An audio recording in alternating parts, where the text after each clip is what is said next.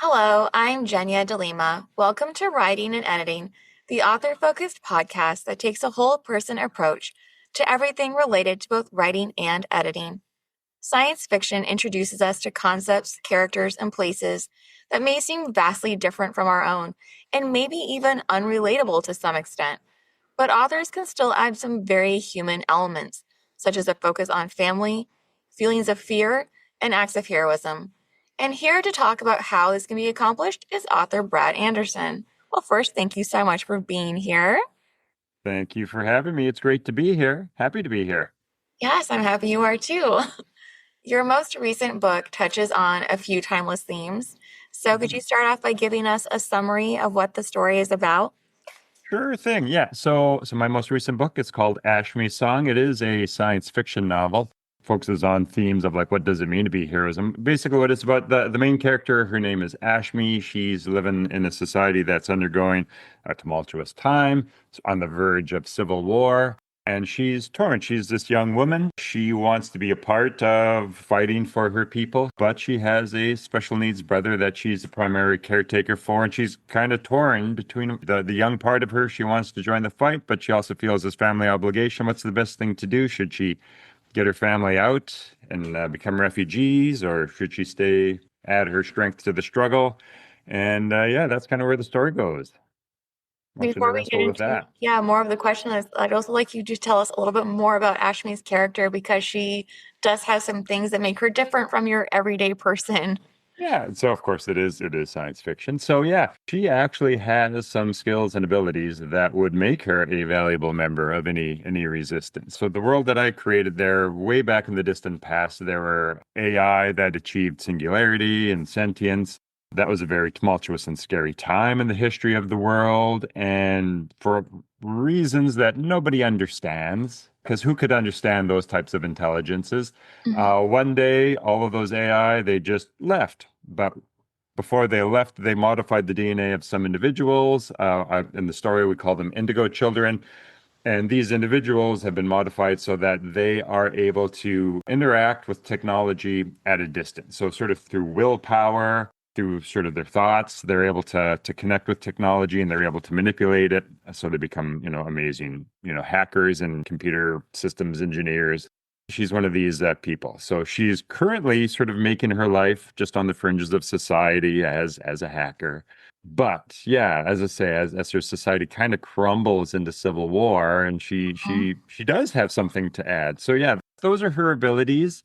Her background, she grew up in this household with her brother. Her father went off to fight the war way back when she was young, and she's been kind of, her father was held in great respect, venerated as a hero in her neighborhood. So she kind of grew up with that, wants to follow in his footsteps. She has these cool abilities that would allow her to help. But as I say, she's got her special needs brother that's she's kind of the main caretaker for these days. Mhm. So that actually leads into one of the questions I had, which was that you have an original angle to the caretaker and dependent trope. So, how did you sensitively approach this while steering away from the stereotype representations that we still see so commonly shared? Yeah, all right. So that's a fun question. There's probably a couple of parts in that question. Mm-hmm.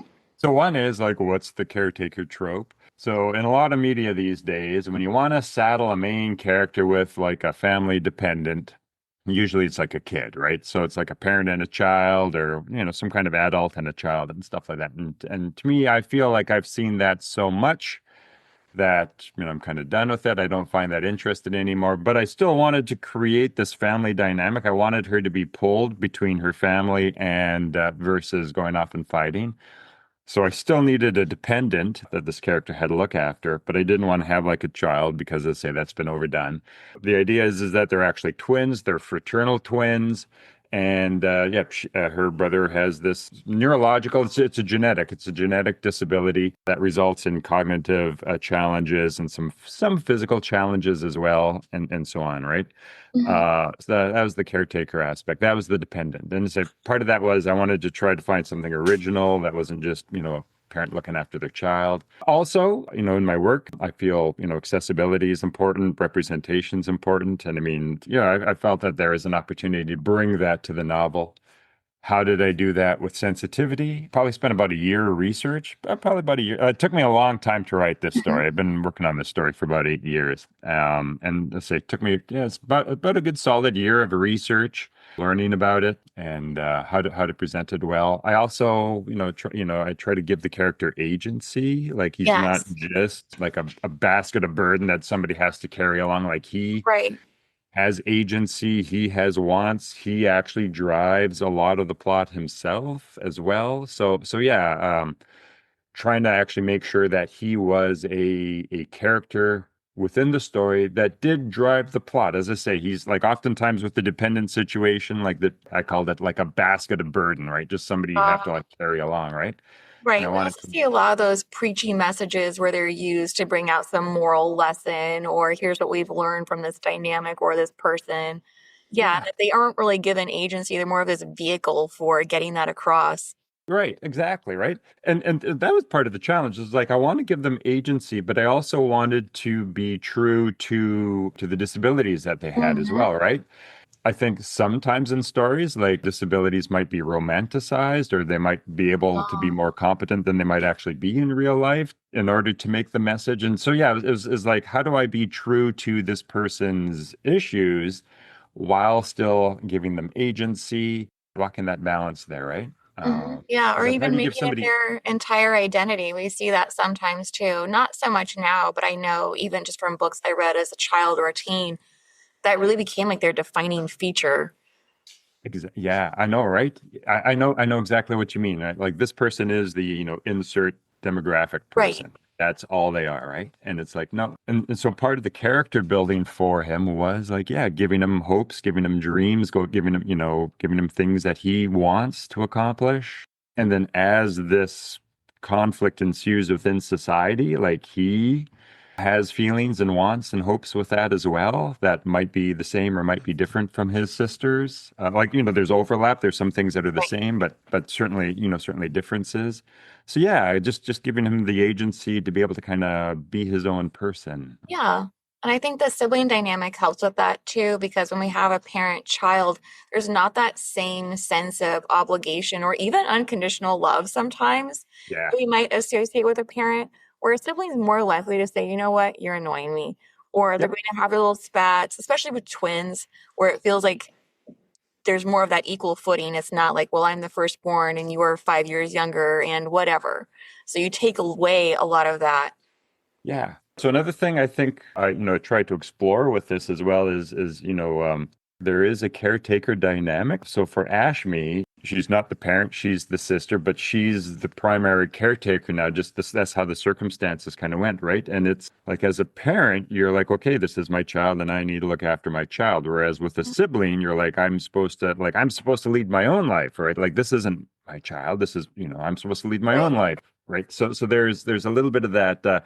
She deals with a little bit of those feelings as well. The role of caretaker was thrust upon her. She never chose it. And so that's part of the conflict within her is that, she wants to go out and be the hero. And in any other circumstance, she might have been able to do that.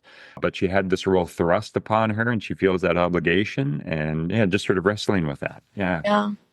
Well, looking at another one of the themes you covered, do you think that the definition of heroism differs based on the circumstances or the world that the character lives in?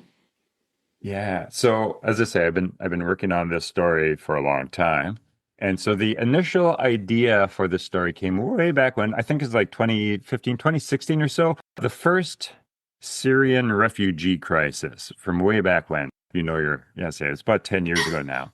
And I remember when the civil war started in Syria and there was refugees that were flooding into Europe and into Oh, right. America and so on, that there were certain right wing or certain media of different political persuasions that would, they looked at pictures of all these streaming people, these refugees coming in. They're like, look at all these young men. They shouldn't be running away from the fight. They should be Oh, staying in their country and fighting for their country, right?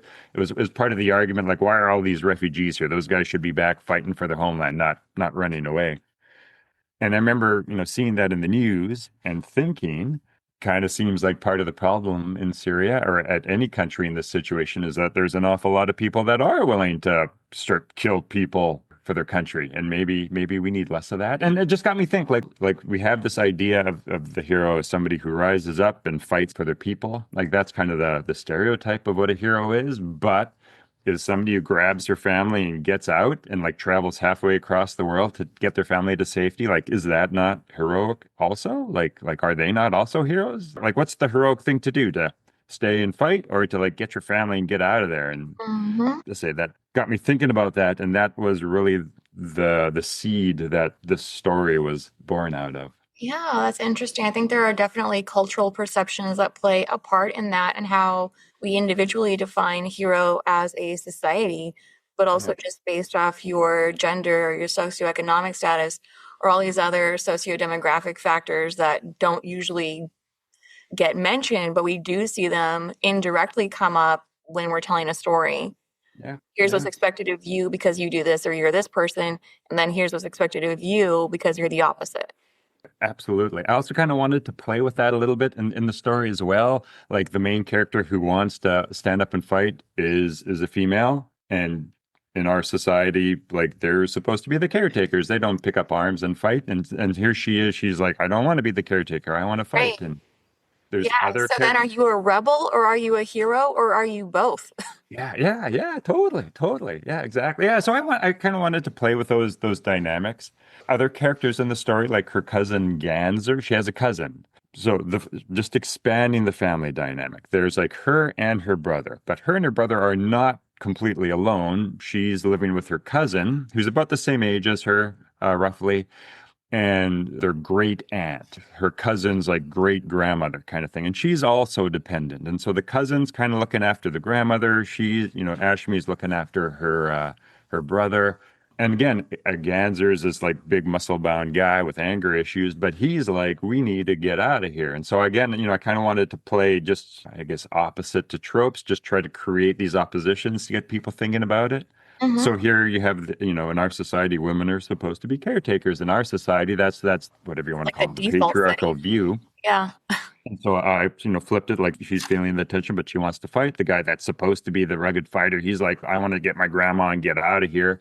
And sort of create those little those oppositions, like oppositions in characters. They want different things, but then also oppositions to what our expectations are as well, just Hmm. to, get us to think about things. Which is also brave. So, I mean, maybe that's an act of self heroism, being able to say to yourself, I'm going to reject this societal standard and follow what would make me happy or fulfilled. Yeah, oftentimes I think, yeah, we make choices that aren't true to our heart because we feel that it's expected of us. Like I went through that with my career. It's not nearly as dramatic as the story, but yeah, you kind of I think a lot of us make choices because we feel like, well, that's what's expected. That's what we're supposed to do, right? Mhm. And not necessarily what's true to our heart. Yeah. Or the fear of what others will think of us, or the fear of getting it wrong, which is a nice little segue into the next question and something else you cover, Yeah. that you have different types of fear in your book. And so, what are some of these? And then, how did you get them across? So a theme that I think I try to explore. I think, and so this is a belief. I don't know. You might be able to find empirical data on it, but sort of, I feel a lot of violence comes from fear, right? Like we're Mhm. fear of losing something, or fear Yes. of somebody else causing harm to us. And so I think that sparks, I think, a lot of the violence. They're coming after us. They're going to take whatever from us. The best defense is a good offense. I think I see that a lot in the world, and I tried to create that in the story. So in the world, the reason why, civil war is starting to break out, there's two classes of people, two groups of people. One group, many generations ago kind of came in and overran, took over this nation and have been, oppressing and dealing with the population that was there originally very, unjustly and cruelly. And they do it out of fear. And that fear is not unjustified. Like, there is violence, there is, terrorist acts, there are little acts of rebellion. Like that fear is not unjustified. Like, these groups do cause violence to each other. So the dominant group is scared of the less dominant group because, well, there is violence. And so they clamp down on it, right? And then the group that's being repressed, I mean, they're obviously suffering as well, and they're scared of the dominant group because they are totally being repressed and losing everything that they've had. And so, of course, they respond out of that as well. And it's like both of you guys are like fighting each other because you're scared of each other. And like, I don't know if you can like break that cycle. The only way you can get to peace is by breaking that cycle, right? Right. I don't think both sides are sympathetic. Like, I think both sides have people that are good people, both sides have people that are scared and want to react out of that fear. Then both sides have people that want to take advantage of the chaos. And sort of explain, like, it's not just black and white. It's just not like these are the good guys, these are the bad guys, but like within that dynamic, there's people that are acting out of fear, and maybe they're sympathetic, like they're not bad people, they're just scared. Mhm. And if you were in their shoes, you might feel similarly yourself, right? Well, thinking about individual characters, how did you decide when fear would motivate them or cause them to freeze in place? Yeah, all right. So that's a fun question.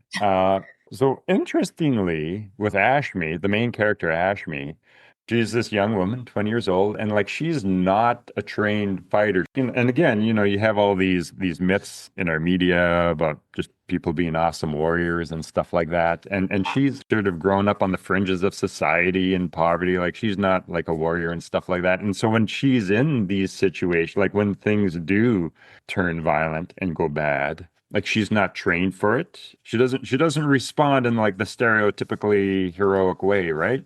Mm-hmm. That somebody who's actually received training and been in firefights before would respond. And I mean, there are situations where, yeah, it is just, like violence erupts and she just kind of freezes. Other situations where she tries to respond, but again, she doesn't know the tactics. She doesn't know how guns work and stuff like that. Oh, well, she does know how guns work, but yeah, she doesn't know tactics Well, and yeah, it's different knowing the yeah, logistics like versus like actually, like you've been trained to like take yes. cover and like how to do like all the and she does, she's never been taught any of that stuff, right? Hmm. So yeah, there, within the story there are some characters who have, had military training and they actually know and they're like, "What are you doing?" Um, Right. Which is a yeah, very real and response. Yeah. yeah, like, what? I even think about, watching your kids start doing something for the first time and they have an idea of how it Yeah, works like and they seem very but, confident in that. But yeah, yeah. as someone who's done it 100 times, you're just watching like, why Ah, would you do it dude, that way? yeah. This is, yeah, yeah. I have to depend on you. Yeah. And, like I try to create what I think are very real human reactions to like being exposed to extreme, like, these types of situations for the first time. Hmm. As well as I say, there's people there that are trained and they're better.